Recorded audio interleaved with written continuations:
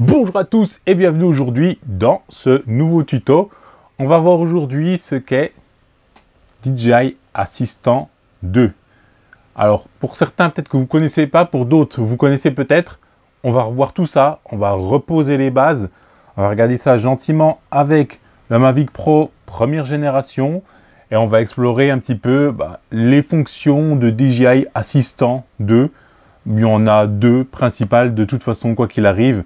Et vous verrez, c'est très simple de l'utiliser. A tout de suite!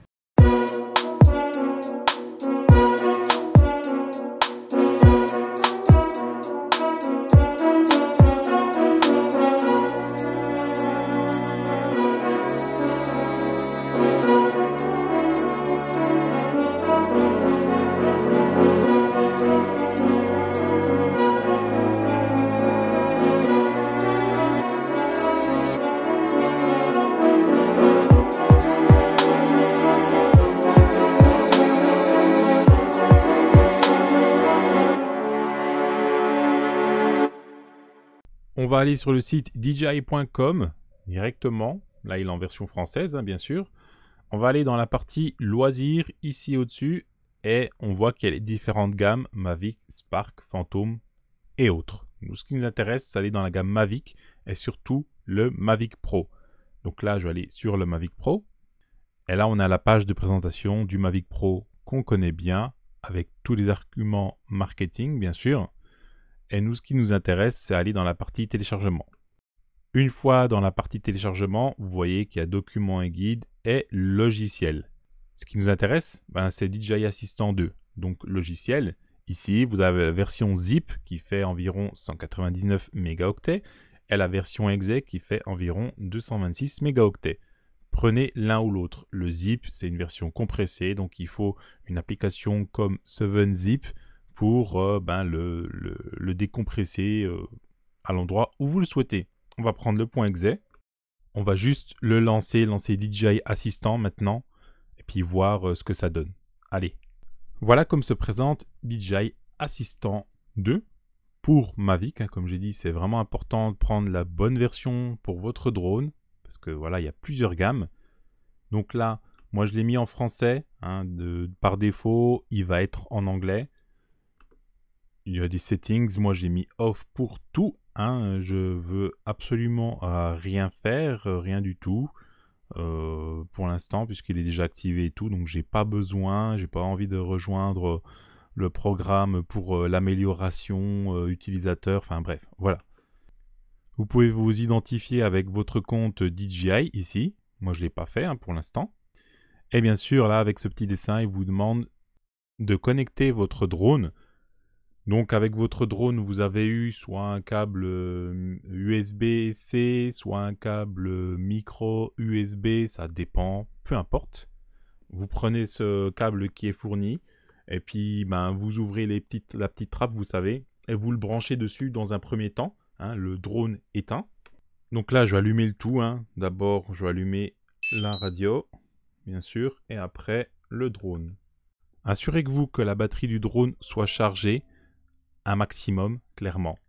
Donc là, c'est la première fois que je branche le drone. Ce qui va se passer, c'est que, bien sûr, là, il est en train d'installer le driver, le pilote, pour gérer le drone. Comme vous pouvez le voir, une fois que le drone branché est reconnu par l'ordinateur, il n'y a pas de pilote supplémentaire, tout est inclus dans DJI Assistant 2. Il faut vraiment prendre, je vous assure, la bonne version pour votre drone. Ne prenez pas celle du Mavic 2 Pro pour le Mavic Pro. Ça ne fonctionnera pas. Pareil pour le Spark. Pareil pour les autres. Ok ? Donc là, il nous indique bien qu'on a le Mavic Pro. Donc là, dans un premier temps, ce qu'on va voir, c'est qu'on peut faire la mise à jour du micro-logiciel. Là, il me dit qu'il veut updater les NFZ. Bon, je lui dis oui, bien sûr, il n'y a pas de problème. Donc là, il va aller les chercher. Et il va les mettre sur le drone directement, il n'y a pas de souci.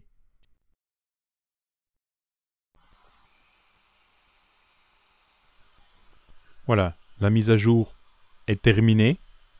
On va faire retour. Et là, on va voir que je suis à la version 1.4.0500. Voilà, c'est la version courante. On peut rétrograder ou en anglais downgrader, en fait, sur une version antérieure, là jusqu'à la version du 15 décembre 2017, par exemple. Ce sont toutes des versions officielles. On peut aussi demander la restauration des paramètres d'usine, directement par là. Maintenant, ce qui va nous intéresser aussi, et ce qui est très important quand vous sortez le drone de la boîte, que vous avez fait les mises à jour, ainsi que recharger là ou les batteries, c'est l'étalonnage des capteurs. Donc sur le Mavic Pro première génération, il y en a 2 à l'avant, c'est tout. Donc ça va être très simple, il faut vraiment suivre uniquement ce qu'il y a à l'écran. On va commencer et vous allez voir, ça va être relativement simple. J'ai pris le drone ici, on a l'écran. Hein. C'est juste pour vous montrer la position du drone, hein. C'est pas pour vous montrer l'écran, ici, là. Donc, je vais aller sur suivant. Donc, vous allez voir, c'est vraiment relativement simple. Donc, il dit bien qu'en fait, le drone, il faut le prendre et le tourner comme ça. Et pas faire comme ça, en fait. Vous voyez? Vous comprenez? C'est vraiment tenir le drone, ne pas le bouger et c'est juste l'orienter vers les cases qu'il y aura à valider. On lance l'étalonnage. Donc, voilà. Alors,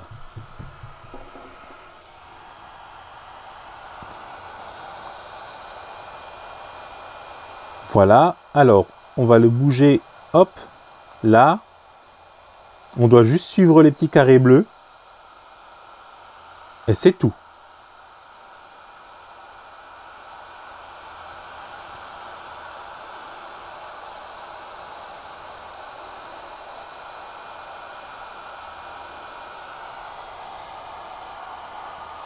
Et on doit juste bien cadrer en fait par rapport à ça.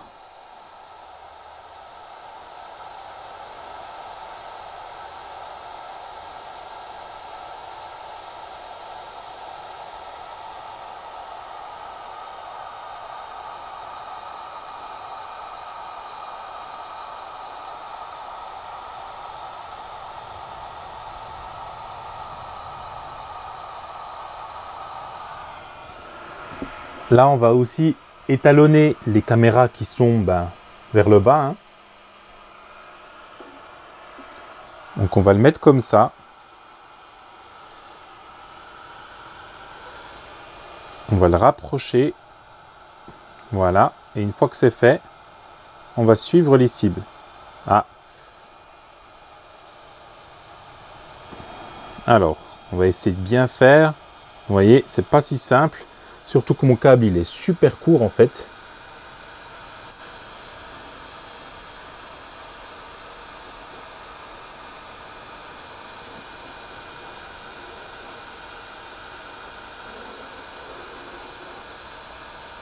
Ok. Et là, il demande à s'éloigner un petit peu et à recadrer. Voilà.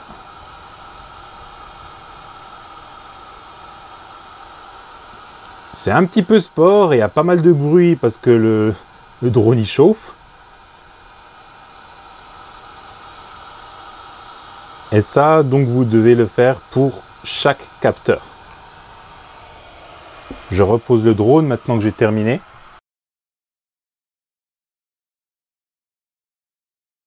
Voilà, l'étalonnage est terminé. Donc là, ce que je vais faire, je vais redémarrer le drone comme c'est demandé. Et cette fois-ci, c'est 100% terminé. Donc maintenant, cette fois-ci, le drone est calibré parfaitement. Je vous conseille de le faire. C'est vraiment obligatoire. C'est quelque chose que l'on doit faire.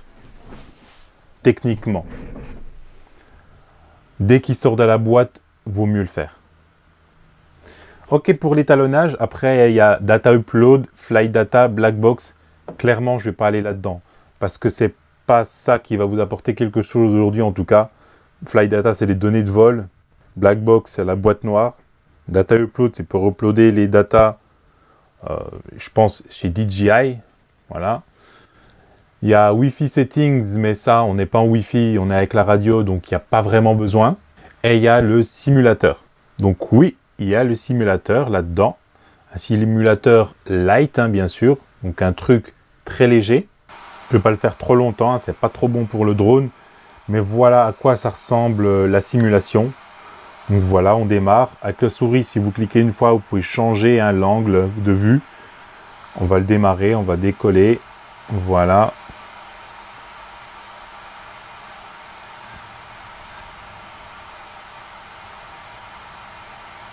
C'est un truc très simple, très light, hein, pas très beau, mais bon. Ça fait le job. Et voilà. Et voilà ce qu'il y a de principal sur DJI Assistant 2 et que je vous conseille de télécharger et d'installer pour aller voir un petit peu ce qui se passe à l'intérieur.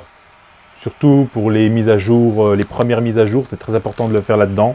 Pour l'étalonnage des capteurs aussi, bien sûr, ça, on doit passer par là. C'est vraiment la case obligatoire avant d'aller faire le premier vol. Et après, peut-être le simulateur, si vous voulez voir à quoi ça ressemble. Il n'y a rien de spécial. DJI Simulator est bien mieux que ça de toute façon. On est d'accord. Voilà. Merci d'avoir regardé cette vidéo. Moi, c'est Najib pour la chaîne NKO. Je vous dis photographier, filmer, voler en toute sécurité. À la prochaine. Peace!